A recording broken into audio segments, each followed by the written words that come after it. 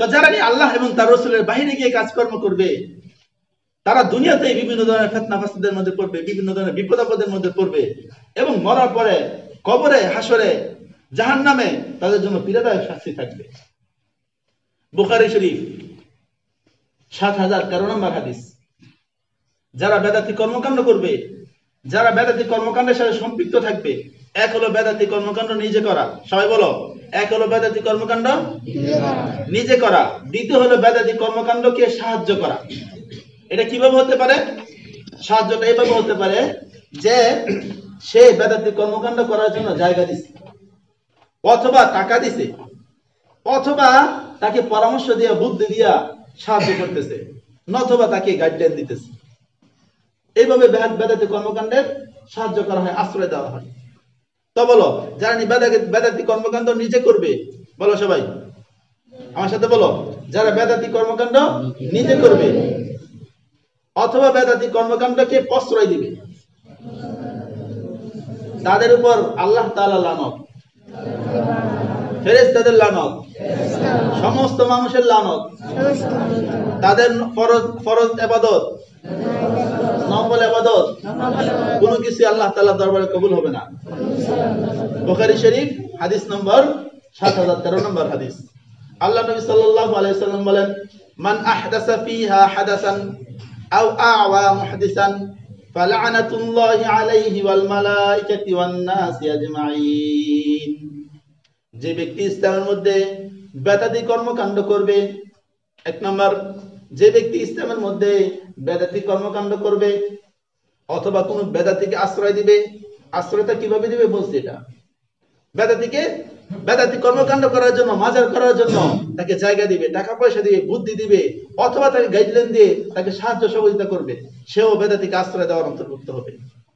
তাহলে যে ব্যক্তি বেদাতি কর্মকাণ্ড করবে এবং বেদাতিকে আশ্রয় প্রশ্রয় দিবে, তার উপর ফালানাতুল্লাহি আলাইহি ওয়াল মালাইকাতি ওয়ান নাসি আজমাইন, তার উপর আল্লাহ তাআলার লানত, সমস্ত ফেরেশতাদের লানত এবং সমস্ত মানুষের লানত। আবু দাউদের বর্ণনা আসছে ৫৩৫ নম্বর বর্ণনা। আল্লাহ নবী সাল্লাল্লাহু আলাইহি সাল্লাম বলেন, লা ইউকবালু মিনহু সরফুন ওয়ালা আদলুন। যে ব্যক্তি বেদাতি কর্মকাণ্ড করবে তার কোনো ফরজ ইবাদত কবুল করা হবে না, তার কোনো নফল ইবাদত কবুল করা হবে না, সে নামাজ পড়লে নামাজ হবে না, সে রোজা রাখলে রোজা হবে না। যে বেদাতি কর্মকাণ্ড করবে তার ফরজ নফল কোনো ইবাদত আল্লাহ রাব্বুল আলামিন কবুল করবেন না। সবাই বলেন নাউযুবিল্লাহ। কিয়ামতের দিন যারা বেদাতি কর্মকাণ্ড করবে তাদের চেহারা কুৎসিত হয়ে যাবে, তাদের চেহারা কালো হয়ে যাবে। আর যারা সুন্নাহ, কোরআন সুন্নাহ অনুপাতে আমল করবে তাদের চেহারা থাকবে হাস্য উজ্জ্বল, ঝলমল। আল্লাহ নবী সাল্লাল্লাহু আলাইহি ওয়াসাল্লাম বলেছেন, আল্লাহ তাআলা স্বয়ং কোরআনে পাকে বলেছেন, আব্দুল্লাহ ইবনে আব্বাস এর তাফসীর করেছেন। আল্লাহ তাআলা বলেন, ইয়াউমা তাবিয়াদ্দু উজুহ ওয়া তাসওয়াদ্দু উজুহ। কিয়ামতের দিন কিছু মানুষের চেহারা হবে উজ্জ্বল পূর্ণিমার চাঁদের মতো, আর কিছু মানুষের চেহারা হবে কুৎসিত কালো, যেখানে যাবে অন্ধকার হয়ে যাবে, এমন কালো হবে। আব্দুল্লাহ ইবনে আব্বাস রাদিয়াল্লাহু সূরাতুল আল ইমরান আয়াত নম্বর ১০৬। আব্দুল্লাহ ইবনে আব্বাস রাদিয়াল্লাহু তাআলা আনহু এই আয়াতের ব্যাখ্যা বলেন, যাদের চেহারা উজ্জ্বল থাকবে, পূর্ণিমার চাঁদের মতো ঝলমলে হবে, তারা হলো আহলুস সুন্নাহ ওয়াল জামাআহ, তারা হলো কোরআন এবং সুন্নাহর অনুসারী। আর যাদের চেহারা হবে কুৎসিত কালো, তারা হলো আহলুল বিদআহ, তারা হলো বেদাতি। বেদাতিরা কিয়ামতের ময়দানে তাদের চেহারা থাকবে কালো। আল্লাহ নবী সাল্লাল্লাহু আলাইহি ওয়াসাল্লাম বলেছেন, আবু দাউদের বর্ণনা 4066 নম্বর বর্ণনা। আল্লাহ নবী সাল্লাল্লাহু আলাইহি ওয়াসাল্লাম বলেন, ইয়াকুম ওয়া মুহদাসাতিল উমুর। তোমরা সকল ধরনের বেদাতি কর্মকাণ্ড থেকে বেঁচে থাকো। ফা ইন্না কুল্লা মুহদাসাতিন বিদআহ। যত নতুন আবিষ্কার রয়েছে, ইসলাম, কোরআন এবং সুন্নাহ ছাড়া যত নতুন আবিষ্কার রয়েছে সবগুলোই বিদআত। ওয়া কুল্লা বিদআতিন দালালাহ। আর প্রত্যেক বেদাত হলো পথভ্রষ্টতা। আর নাসাই বর্ণনা এসেছে, ওয়া কুল্লু দালালাতিন ফিন্নার। আর যত পথভ্রষ্ট কাজ রয়েছে এর ঠিকানা হলো জাহান্নাম। সবাই বলেন নাউযুবিল্লাহ। তাহলে বেদাতির ঠিকানা কোথায় হবে? বেদাতির ঠিকানা হবে জাহান্নাম। যারা বেদাতি কর্মকাণ্ড করবে, আল্লাহ রাব্বুল আলামিন কিয়ামতের দিন তাদেরকে রাসূলুল্লাহ সাল্লাল্লাহু আলাইহি ওয়াসাল্লামের সামনে থেকে ছোঁ মেরে নিয়ে যাবে। কিয়ামতের অবস্থাটা কেমন হবে, যে হাউজে কাউসারের পানি ছাড়া আর কোনো পানি থাকবে না। কিয়ামতে মানুষের পিপাসায় বুক ফেটে যাবে, কলিজা ফেটে যাবে, শুধু হাউজে কাউসারের পানি থাকবে। আল্লাহ তাআলা কোরআনে পাকে বলেছেন, ইন্না আ'তাইনাকাল কাউসার, যে আমি আপনাকে কাউসার দান করেছি। কিয়ামতের ময়দানে আল্লাহ তাআলা আল্লাহর নবীকে বিশেষ এই হাউজে কাউসার দান করবেন। বুখারীর বর্ণনা এসেছে, বুখারী শরীফ 6576 নম্বর হাদিস। আল্লাহ নবী সাল্লাল্লাহু আলাইহি ওয়াসাল্লাম বলেছেন যে হাউজে কাউসারের মধ্যে আমি আমার এই পিপাসার্ত উম্মতকে পানি পান করানোর জন্য আমি হাউজে কাউসারে যাব। হাউজে কাউসারের পারে যাওয়ার পর যারা বেদাতি এরা আমার হাউজে কাউসারের পানি পান করতে পারবে না। সবাই বলে নাউজুবিল্লাহ। তাহলে যারা বেদাতি কর্মকাণ্ড করবে এই মাজারের সাথে, এরকম ভাবে পুরুষ আরো যে সমস্ত জিনিস রয়েছে কোরআন হাদিসে নাই, এই সমস্ত কাজের সাথে যারা জড়িত থাকবে তারা কিয়ামতের দিন হাউজে কাউসারের পানি পান করতে পারবে না। হাউজে কাউসারের পানি বর্ণনা কি? হাউজে কাউসারের পানিটা হবে এরকম, যে ব্যক্তি একবার হাউজে কাউসারের পানি পান করবে সে জান্নাতে যাওয়ার আগ পর্যন্ত আর কোনোদিন পিপাসা লাগবে না। সুবহানাল্লাহ সবাই। হাউজে কাউসারের পানি একবার পান করলে জান্নাতে যাওয়ার আগ পর্যন্ত আর পিপাসা লাগবে না। এই বেদাতিরা এই হাউজে কাউসারের পানি পান করতে পারবে না। আল্লাহ নবী সাল্লাল্লাহু আলাইহি ওয়াসাল্লাম বলেন, আনা ফারাতুকুম আলাল হাউজ, কিয়ামতের দিন আমি হাউজে কাউসারের পারে যাব আমার গুনাহগার উম্মতকে পানি পান করানোর জন্য। তারকারাজির মতো, তারকারাজির যে সংখ্যা, হ্যাঁ এই পরিমাণ পানপাত্র থাকবে, জিলিয়ন বিলিয়ন অক্ট্রিলিয়ন পরিমাণ পানপাত্র থাকবে, গণনা করে শেষ করা যাবে না, এত পানপাত্র থাকবে। আল্লাহ নবী নিজ হাতে উম্মতকে পানি পান করাবেন। যে ব্যক্তি এক গ্লাস পানি পান করবে জান্নাতে প্রবেশ করার পর্যন্ত তার আর পিপাসা লাগবে না। আল্লাহ নবী সাল্লাল্লাহু আলাইহি ওয়াসাল্লাম বলেন, লা ইরফা'আন্না রিজালুম মিনকুম, এরপরে তোমাদের মধ্য থেকে একটা দল আসবে আমার কাছে পানি পান করার জন্য। এক বর্ণনায় এসেছে আমি তাদেরকে চিনি, তারাও আমাকে চিনে। যখন তারা পানি পান করার জন্য আসবে, আমি যখন তাদেরকে পানি দিব তখন তাদেরকে আমার সামনে থেকে ছোঁ মেরে টান মেরে নিয়ে যাওয়া হবে। তখন আমি বলবো আসহাবি উম্মতি ওয়া ফি রিওয়ায়াতিন উম্মতি, তখন আমি আল্লাহ তাআলাকে ডেকে বলবো, হে আল্লাহ এরা তো আমার উম্মত, উম্মতি উম্মতি আমার উম্মত। তখন আল্লাহ তাআলা বলবেন, ইন্নাকা লা তাদরি মা আহদাসু বা'দাক, যে নবী আপনি তাদেরকে উম্মত বলে দাবি করতেছেন, আপনি জানেন না আপনি যখন দুনিয়া থেকে চলে আসছেন, দুনিয়া থেকে চলে আসার পর তারা কি কি কর্মকাণ্ড করেছে এটা আপনি জানেন না। তারা আপনি চলে আসার পর বিভিন্ন ধরনের বেদাতি কর্মকাণ্ড করেছে, এই জন্য তাদেরকে আজকে পানি পান করতে দেওয়া হয়নি। বুখারী শরীফে আরেক বর্ণনা আসছে 7050 নম্বর বর্ণনা। আল্লাহ নবী সাল্লাল্লাহু আলাইহি ওয়াসাল্লাম একটু আগে বলছে যে আমার উম্মত আমার উম্মত, এখন আল্লাহ নবী সাল্লাল্লাহু আলাইহি ওয়াসাল্লাম বলতেছেন সুহকান সুহকান লিমান গায়্যারা দীনি সুহকান সুহকান লিমান বাদদালা বা'দি।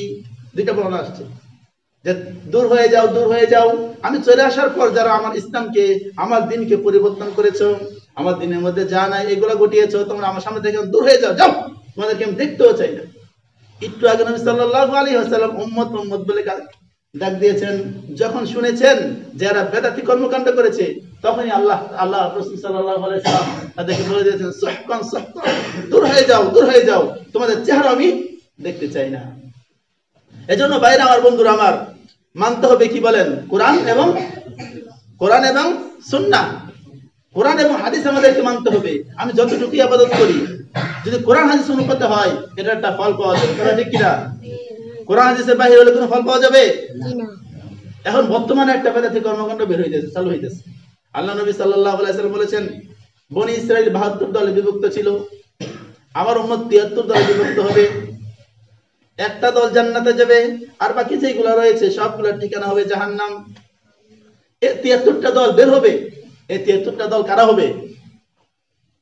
একটা দল থাকবে, আল্লাহ নবী আরেক হাদিসে বলেছেন যে কিয়ামত পর্যন্ত একটা দল থাকবে যারা কোরআন এবং সুন্নাহের সঠিক ব্যাখ্যা মানবে, কোরআন হাদিসের বাইরে কোনো কিছু মানবে না। এরা হলো আহলুস সুন্নাহ ওয়াল জামাআহ। এর বাইরে যারা রয়েছে বিভিন্ন নেতাকে অনুসরণ করে, বিভিন্ন ধরনের মাজারকে কেন্দ্র করে, এটাকে কেন্দ্র করে, ওইটাকে কেন্দ্র করে যারা কোরআন হাদিসের বাইরে কাজ করবে তারাই হবে 73 দলের অন্তর্ভুক্ত, কথা ঠিক কিনা? একটা নতুন একটা দল বের হয়েছে, সতর্কতার জন্য বলে দেয় তাদের সাথে আমাদের কোনো শত্রুতা নাই, সাত পার্টি নামে, সাত গ্রুপ নামে, কথা ঠিক কিনা? এরা নতুন বেদাতি দল, সাতসবের সাথে আমাদের কোনো শত্রুতা আছে? তার সাথে আমাদের কোনো শত্রুতা নাই। সাহাব সাহেবকে আমরা অনুসরণ করি না কেন? কারণ সাহাব সাহেব কোরআন এবং সুন্নাহর বিরুদ্ধে কথা বলেছে। আর উলামায়ে দেওবন্দ, উলামায়ে কেরাম নিজের জীবনে রক্ত থাকতে, নিজের দমনিতে এক ফোঁটা রক্ত বাকি থাকতে কোনোদিন কোরআন হাদিসের বিরুদ্ধে কথা মেনে নেবে না।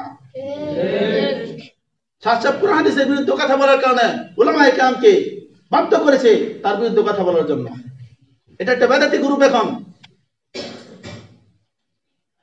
মুসলিম শরীফের এক হাদিস, আল্লাহ নবী সাল্লাল্লাহু আলাইহি ওয়াসাল্লাম এটা বলেই শেষ করে দিব। আল্লাহ নবী সাল্লাল্লাহু আলাইহি ওয়াসাল্লাম এক জামাত পাঠাইছেন। যাওয়ার সময় জামাতে আমির এবং মামুদেরকে বলে দিয়েছেন যে এই যে ওনাকে তোমাদের আমির নির্ধারণ করা হয়েছে, এই আমিরকে তোমরা মানবে, আমিরের কথা অনুসরণ করবে।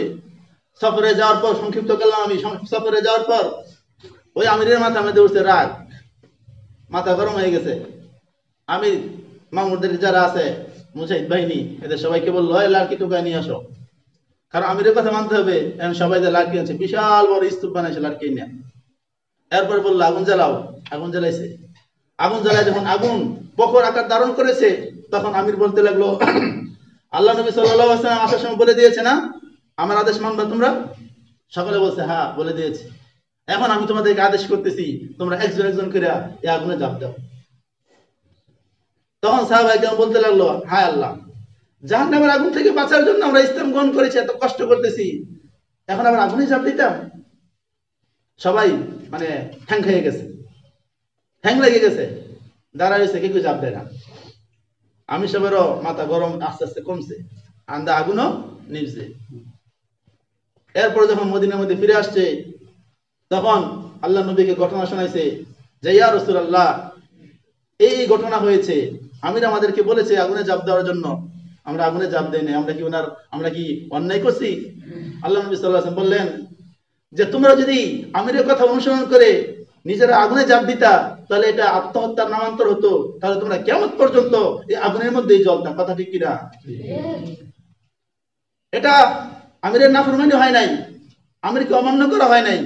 আল্লাহ নবী সাল্লাল্লাহু আলাইহি ওয়াসাল্লাম পরে বলে দিয়েছেন লা তুআতা লি মাখলুক ফি মাসিয়াতিল্লাহ, আল্লাহ তাআলার বিরুদ্ধে গিয়ে আল্লাহ তাআলার নাফরমানি করে কোনো মানুষের অনুসরণ করা যাবে না। আল্লাহ তাআলার হুকুমকে প্রথমে মানতে হবে। নবীরা মাসুম, এটা আমাদের আকীদা। কিন্তু সাহাব সাহেব নবীদের ব্যাপারে কথা বলেছে। আরো অনেক বিষয় আছে, এগুলো বলে শেষ করা যাবে না, একটা দুইটা না, একবার আর দুইবার না। এই জন্য উলামায়ে কেরাম সাহাব সাহেবকে বয়কট করেছে। এই জন্য যারা এখন সাহাব সাহেবের অনুসরণ করবে তারা হবে বেদাতি দল, আহলুল বিদআহ হবে তারা। কথা ঠিক কিনা? যারা নেই মুসলমানদের রক্ত ঝরায় আমিরের কথা মানার জন্য, এরা কোনদিন মুসলমান হতে পারে? কোরআনের মধ্যে এসেছে যে ব্যক্তি একজন মানুষকে জীবিত করলো, বাঁচালো, সে পুরো জাতিকে বাঁচালো। আর যে ব্যক্তি একজন মানুষকে হত্যা করলো, সে যেন ফাকান্নামা কাতালান নাস জামিআ, সে যেন পুরো জাতিকে হত্যা করলো। এতে কিছুদিন পূর্ব তো তারা ইস্তেমা মাঠে 4 জন মানুষকে হত্যা করেছে, 4 জন মানুষকে হত্যা করেছে। এগুলা কোনোদিন আহলুল হক হতে পারে না, এগুলো আহলুল বিদআহ, এরা হলো বেদাতি দল। কথা ঠিক কিনা?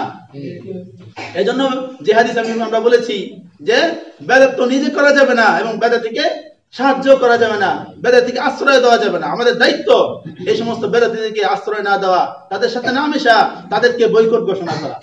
কথা ঠিক কিনা? এই জন্য আমাদের ইস্তেমা এই আজকে সকাল থেকে শুরু হয়েছে। কয় তারিখ পর্যন্ত চলবে? 6 তারিখ পর্যন্ত চলবে না? 6 দিন আমাদের 2 পর্ব। আমরা এই ইস্তেমার মধ্যে যাবো ইনশাআল্লাহ। এরপরে সাতপাতি যেগুলো করবে এগুলোর মধ্যে আমরা যাবো না। রাজি আছেন ইনশাআল্লাহ? যাদের সুযোগ হয় ইনশাআল্লাহ আমরা এই 2 পর্বের মধ্যে অংশগ্রহণ করব। এরপরে যেটা করা হবে, এরা বিভিন্ন লোক আছে, এদের ক্ষমতা আছে, এরা করতেছে করুক, তোর কবরে তুই যাবি। কিন্তু আমরা তো স্পষ্টতা বুঝতে পারছি, কোরআন হাদিস আমরা বুঝতে পারছি। এখন তাদেরকে আমরা সঙ্গ দিব না, একদিন আর এমনি নিস্তেজ হয়ে যাবে। কথা ঠিক কিনা? আল্লাহ তাআলা সবাইকে বুঝার আমল